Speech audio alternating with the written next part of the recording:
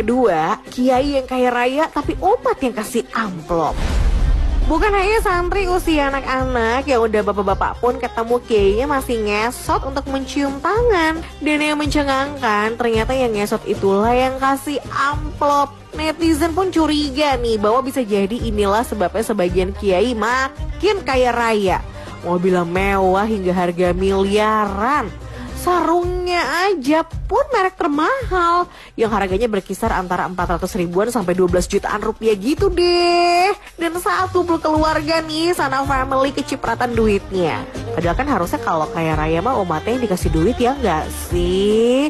Tapi ya gimana ya, dengan ngasih amplop pada kiai kan diharapkan bisa dapat berkah. Kalau enggak ya ambil hikmahnya aja deh.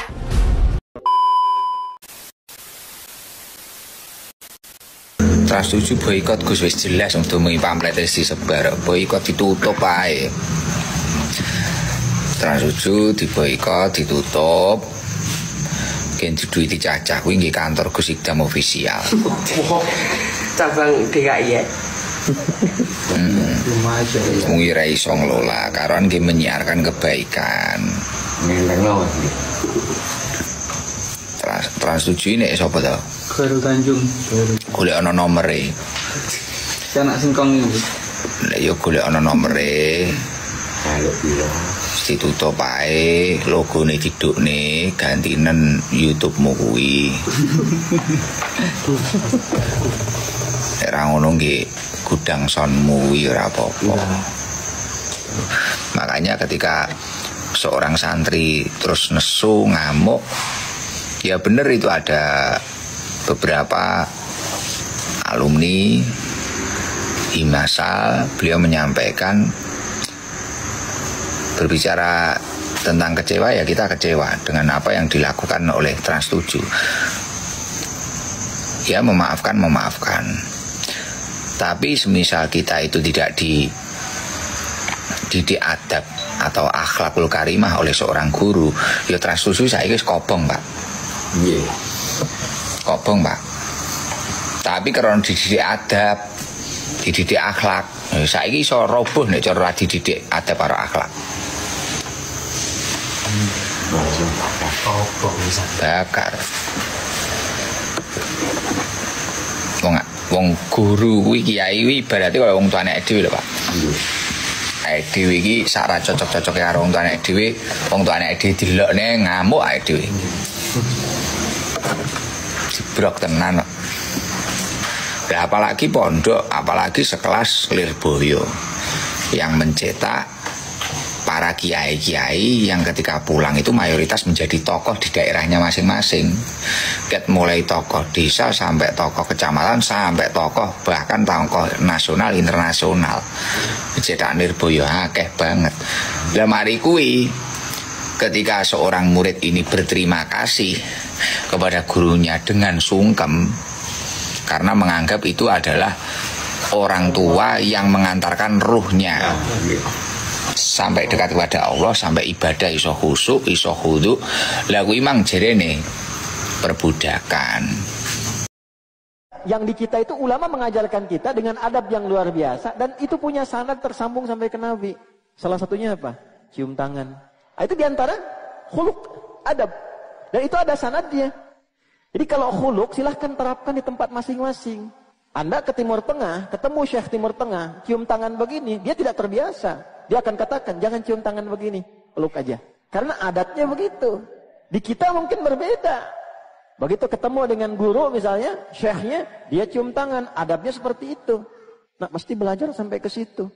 Saya ngeliat ada beberapa konten tuh yang tidak tepat. Adat di Timur Tengah dibawa diterapkan ke sini. Dalam konteks khuluk nggak sama. Sehingga menjadi suul adab. Temu kiai, ini orang ngaji juga belum pernah, baca Quran belum lancar, andalkan terjemahan. Ketemu dengan ulama yang sangat luar biasa, kiai besar dan sebagainya, salaman pengen begini. Anak kebayang nggak? Anak TK, anak SD diajarin salaman begini kepada orang tua yang di atasnya. Kan di adat kita tidak masuk. Al-adatul muhakkamah di usul fikihnya. Tradisi itu menjadi hukum sepanjang dipandang baik oleh agama. Saya itu punya kenalan Gus-Gus banyak di Kediri, di Madiun, di mana-mana. Itu dulu PKI Madiun, PKI Kediri, PKI mana-mana di daerah sana itu Mangkel kiai jadi kiai dianggap koyok bos berjuis. Santri yang kerja ngurmat apa kebon. Kiai ini tengok-tengok yang ngomah untuk setoran. Jadi nganggap kiai koyok ketua geng. Mereka kiai ini ngomah tengok-tengok mulan. Enggak santri ini ngurusi kelapane, ngurusi panenane terus disetor. Nggak mungkin ada kiai ketua geng. Terus yang dia gue belok kau melarat. Mereka melarat itu uangnya lah. Akhirnya gerakan sama rata sama. Itu korban pertama apa kan? Mereka dene ora ro ibadah, dadi wong sing diparingi jembar kaya kula ini kan mulang. Terus rukin salam template, dia ketua preman untuk setoran ngono ae. Yo mati yo jenenge wong bingung kabeh diprovokasi ngono iku yo. Mati. Akhirnya pertama yang dilibas PKN yo kiai, perkarane provokasine ngono iku. Yo kayak agak ana kiai, aku anak kiai putune kiai itu terus cerita. Padahal kiai-kiai iku mapan mergo barokah wa taqillah sallahu makhraja. Mesti ora ana wong takwa ora diurusi pengen. Kulo niku ora pati pinter pergawe tapi yo kerupak. Bener yang dikatakan Gus Zofur. Saya termasuk orang yang pernah mondok Lirboyo Pasanan. Jadi setelah saya disuruh nemani Gus Kamil, tahun berikutnya Gus jenengan disuruh. Pokoknya anakku mbok sak wulan lah kudu tahu mondok Lirboyo. Piye aku tahu ngaji Wakarim. Terus yang disuruh mbaturi Gus Kamil itu saya. Jadi saya pernah 1 bulan tuh di Lirboyo. Karena saya ini santri beling ya, kontraknya pokoknya penting ziarah Bakarim. Ya saya nggak pernah ngaji, pokoknya gerbar ngisa. Ziarah ya sudah. Ngaji subuh ingat saya sama Gus Imam. Itu dari 17 hari ingat saya ngaji 2 kali. Tapi kalau ziarah ke Bakarim sudah lupa jumlahnya karena memang kontraknya disuruh ziarah. Sampai seperti itu. Dan saking senengnya bangun sama Bakarim saya masih ingat. Ngamplopi salam template itu masih ingat untuk Gus Anwar, untuk Gus Imam, untuk Gus Kafabi, termasuk untuk Gus Maksum. Itu malam-malam saya dijak ngamplopin. Zaman itu saya masih ingat selawewu. Zaman itu kos 1 bulan itu 13.000. Jadi kira-kira kalau 25.000 itu untuk kos 2 bulan. Jadi saya krusnya itu pakai kos. Saya masih ingat Mondok Sarang itu kos 1 bulan 13.000. Berarti kira-kira 500.000 itu di amplopin sendiri sama Bang. Ini untuk Gus War, ini untuk Gus Imam, ini untuk Gus. Padahal Gus Imam ini mondoknya sudah dibangun.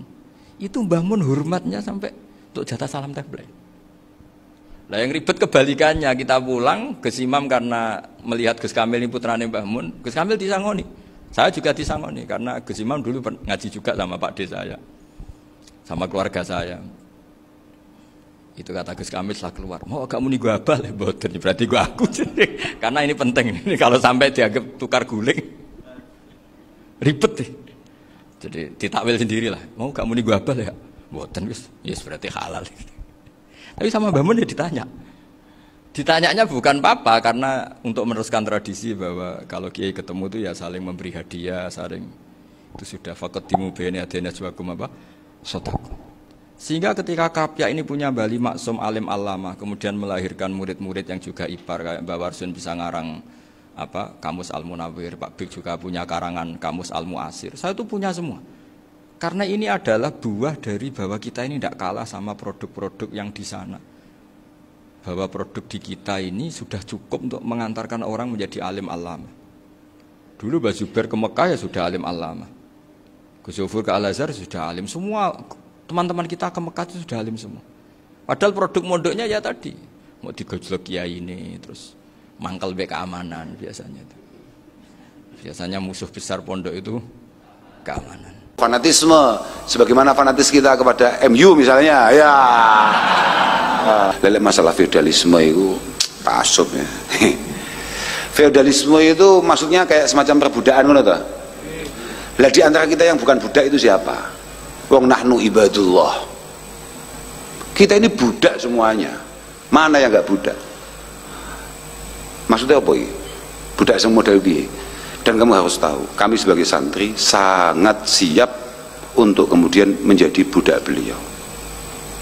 Makanya tadi itu kan langsung ke bahasannya, itu maksudnya adalah ta'assub a'ma. Ta'assub a'ma.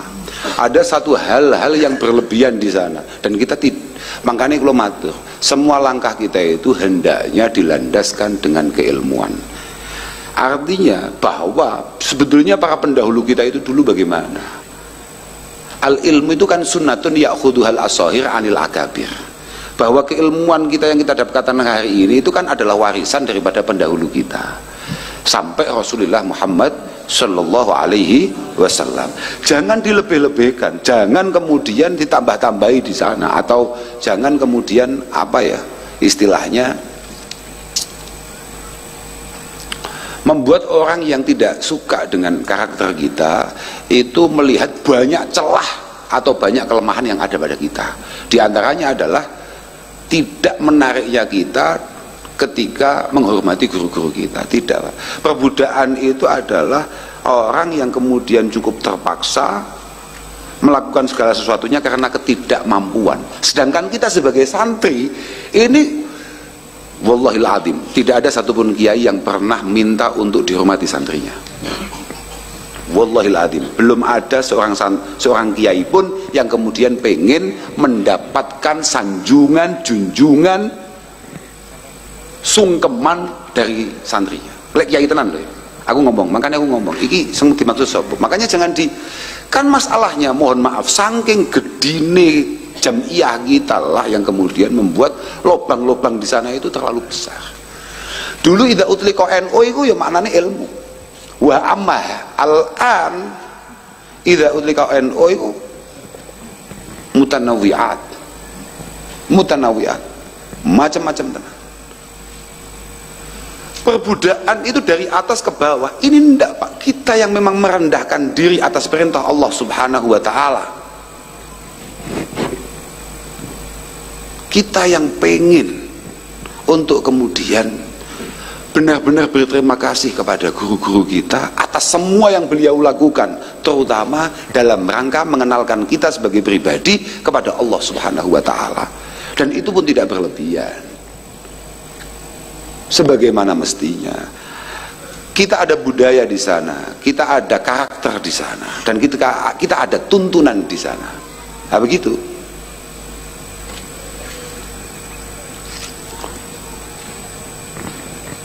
Sing dimaksud iki kaya apa to? Misale ndodok ngono to. Nggih, ndodok ning ngarepe Mbah Yai ngono ya. Niki gak critani, hak nih, niki hak nih. Koyok jalan ngesot begitu ya, misalnya begitu.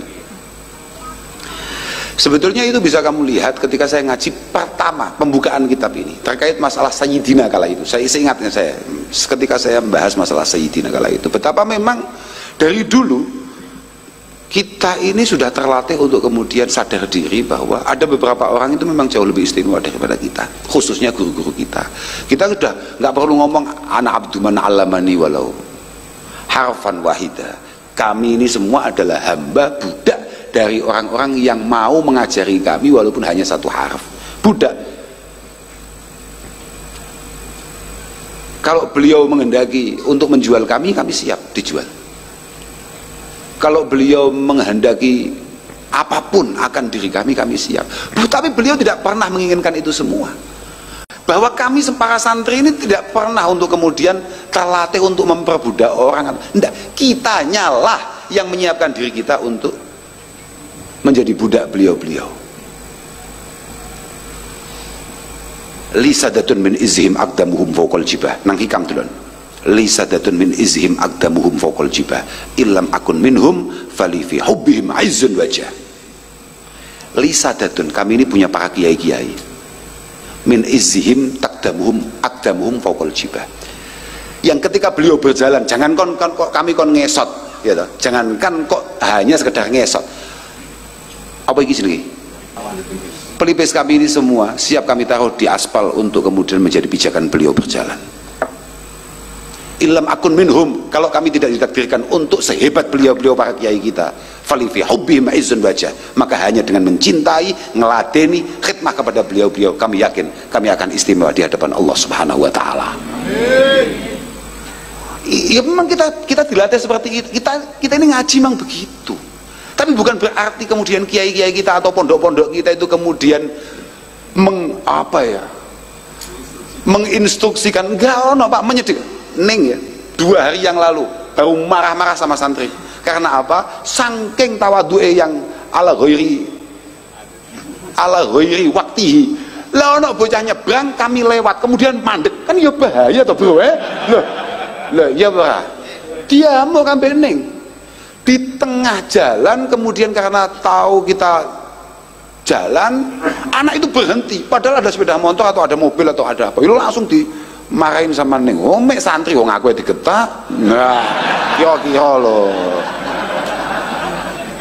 Walhasil mohon maaf, pondok yang sejati dan kiai yang sejati tidak pernah meminta, menyuruh, menginstruksikan santrinya untuk kemudian seperti itu. Kamilah yang kemudian. Kenapa kami seperti itu? Karena guru-guru kami terhadap guru-gurunya dulu juga melakukan hal yang sama.